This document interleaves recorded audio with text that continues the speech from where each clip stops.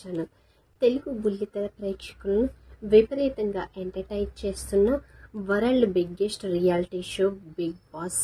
ఇదివరకే తెలుగులో 7 సీజన్లు దిగ్విజయంగా పూర్తి చేసుకున్న ఈ షో ఒక ఓటీటీ వర్షన్ కూడా పూర్తి చేసుకుంది. ఈ ఏడాది సెప్టెంబర్ 1వ తేదీన చాలా గ్రాండ్గా సీజన్ 8 ప్రారంభమైంది. ఇక మరో 3 వారాల్లో ఈ సీజన్ కూడా పూర్తి కాబోతుంది.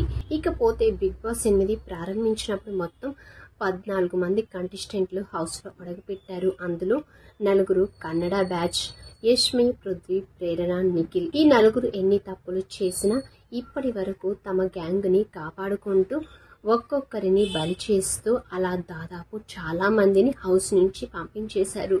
ఇకపోతే వీరితో పాటు మరో 2 మాత్రమే తెలుగు బ్యాచ్ కొనసాగుతూ ఉండగా, మరోవైపు వైల్డ్ కార్డు ద్వారా 8 మంది మాజీ బిగ్ బాస్ కంటెస్టెంట్లను హౌస్లోకి తీసుకొచ్చారు. ప్రస్తుతం 10 మంది హౌస్లో కొనసాగుతున్నారు. కన్నడ బ్యాచ్ 4తో పాటు నబీల్, విష్ణుప్రియ, అలాగే టేస్టీ తేజ, రోహిణి, ముక్కు, అవినాష్, గౌతమ్ ఇలా మొత్తం 10 మంది కొనసాగుతుండగా, వారిలో ఈ వారం నామినేషన్ లోకి 5 మంది వచ్చేశారు. అలా పృథ్వీ, ప్రేరణ, నిఖిల్, యష్మితో పాటు నబీల్ ఇలా 5 మంది నామినేషన్స్ లోకి రాగా, 12వ వారం ఎలిమినేషన్స్ లో భాగంగా యష్మి ఎలిమినేట్ అయింది.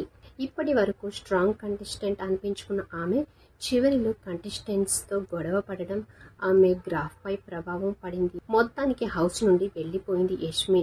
ఇకపోతే 12 వారాలకు గాను యష్మి ఎంత రెమ్యూనరేషన్ తీసుకుంది అనే వార్తలు ఇప్పుడు వైరల్ అవుతున్నాయి. ఇకపోతే వారానికి 2 లక్షల చొప్పున ఒప్పందంతో హౌస్ లోకి అడుగు పెట్టింది యష్మి.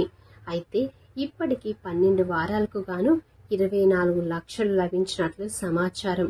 మొత్తానికి అయితే ఏడాది పాటు సీరియల్స్ లో నటిస్తే వచ్చే అమౌంట్ కేవలం 3 నెలల్లో బిగ్ బాస్ ద్వారా సంపాదించుకుంది.